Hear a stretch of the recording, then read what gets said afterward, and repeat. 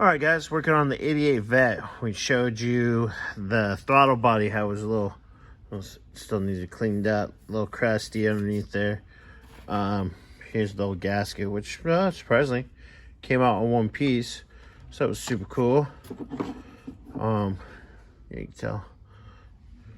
Coolant bypass with the port of the IAC. Cool.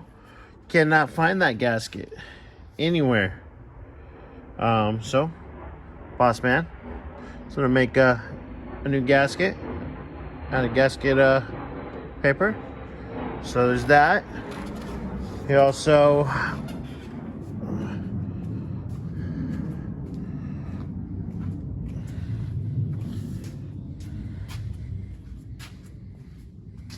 get the distributor stabbed in there. Cap's not on yet, but guess what? EGR gasket came in, so I'm gonna go ahead and throw that on real quick, and yeah, probably tomorrow boss man will be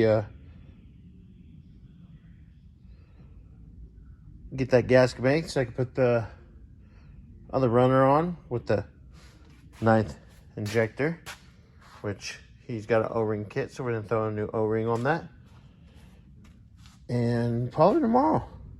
But yeah, I'll get this EGR in real quick and give you a quick little update. Then tomorrow we'll be buttoning up more.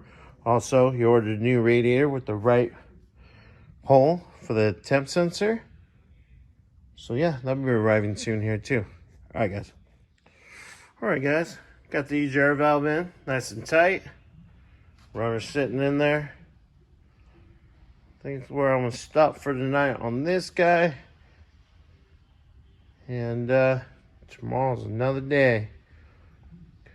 Tomorrow is another day. We'll get the intake plenum, upper intake plenum on. Gaskets, like I said. Boss man Bobby working on making that gasket for that coolant bypass on the throttle body. And yeah, it's getting there.